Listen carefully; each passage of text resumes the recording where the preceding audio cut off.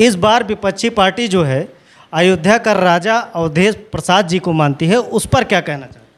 अयोध्या का राजा कौन है यह देश दुनिया जानती है। प्रभु राम अयोध्या के राजा थे, हैं और सनातन तक रहेंगे। दोस्तों सादर नमस्कार, मैं शुक्ला सुल्तानपुरिया आप सभी को अयोध्या के मिल्कीपुर क्षेत्र के उपचुनाव के भारतीय जनता पार्टी दावेदार के रूप में हमारे साथ राधे श्याम त्यागी जी कि जैसे अगर बीजेपी से आपको अगर यहाँ पे टिकट दिया जाए तो आप जनता के लिए क्या क्या करना चाहें? शुक्ला जी, आपके चैनल से जुड़े सभी दर्शकों को जय जय सिया राम। हम जनता को भगवान मानते हैं, यही कारण से हमें यदि मौका मिले तो निश्चित हम सेवा करके दिखाओ। सेवा के रूप में यहाँ के जो नौजवान हैं उनके लिए रोज़गार की व्यवस्था करेंगे। रोज़गार का खाका हमारे दिमाग में है। इस मिल्कीपुर में एक नदी बहती है गोमती, जहाँ से यह विधानसभा शुरू होती है और जहाँ समाप्त होती है वहाँ पर तमसा नदी है, जिसको हम लोग मड़हा कहते हैं। इसके बीच का एक लंबा क्षेत्र है जहाँ पर हजारों एकड़ ज़मीन आज भी बंजर पड़ी हुई है।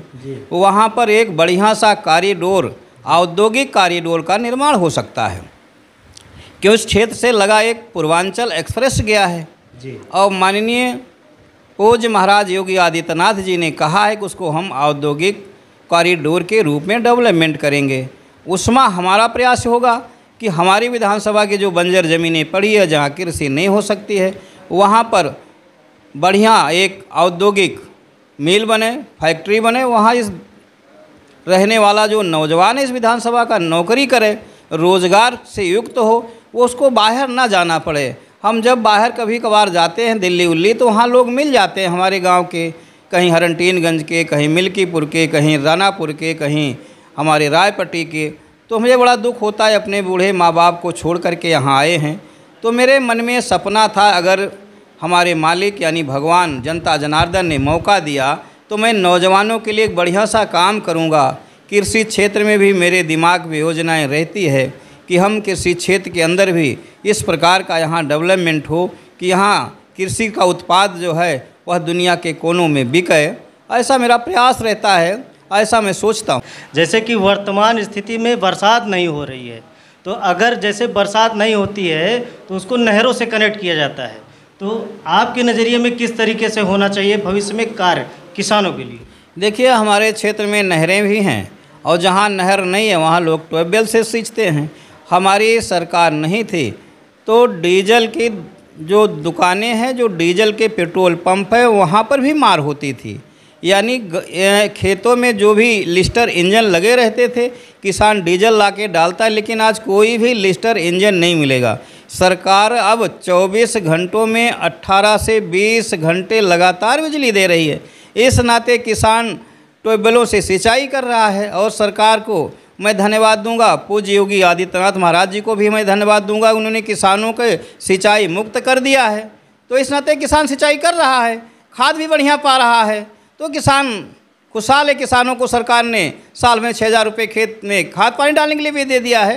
तो निश्चित है किसान विकास कर रहा है और मेरे आने के बाद मैं इसके उत्पाद को बहुत आधुनिक तरीके से इसको प्रोसेसिंग करके मैं देश दुनिया में बेचवाने का भी काम करूंगा। अयोध्या में बीजेपी इस बार हार गई, तो क्या मिल्कीपुर के जीत के बाद उस हार का बदला ले पाएंगे आप?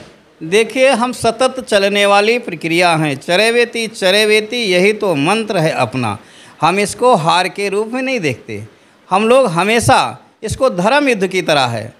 प्रभु राम जब युद्ध के क्षेत्र में गए थे तो राम लक्ष्मण को भी शक्ति बाण लगा था, तो विरोधियों के रावण सेना को लगा कि हम राम की सेना को जीत लेंगे, इनको हरा देंगे, यानी धर्म हार जाएगा।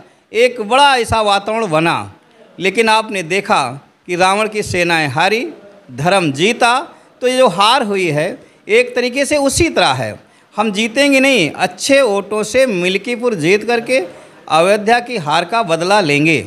और अब यह जनमानस समझ चुका है कि जो हमारी भूल हुई है, जो इनने पीडीए का नारा चलाया, संविधान खतरे में है नारा चलाया, जो इन्होंने आरक्षण खतरे में है नारा चलाया, ये झूठा इनका जो सारी चीज़ें पोल पट्टी खुल गई है, तो अब इनके बहकावे में नहीं आने वाला है।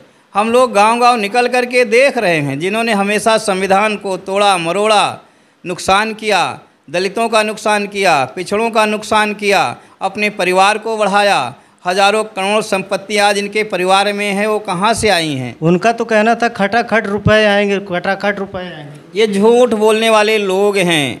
इन्होंने कहा कि 8,000 रुपये प्रत्येक महिला के खाते में जाएगा। अगर देश में जितनी महिलाएं हैं, अगर उनके खाते में भेजेंगे तो कहाँ से धन आएगा? यानी ये खटाखट जो बातें करते थे, आज ये महिलाएं फटाफट उनके कार्यालय में जा कर के उनको घेरने का काम कर रही हैं। वो अपने जाल में स्वतः फंस चुके हैं, क्योंकि अब इनकी सारी बयानबाजी बंद हो गई है। अभी हाल के अंदर बांग्लादेश में जो घटनाएं घटी, जो ये लोग आतंकियों का समर्थन करते थे, इनके सारी पोल पट्टी खुल चुकी है।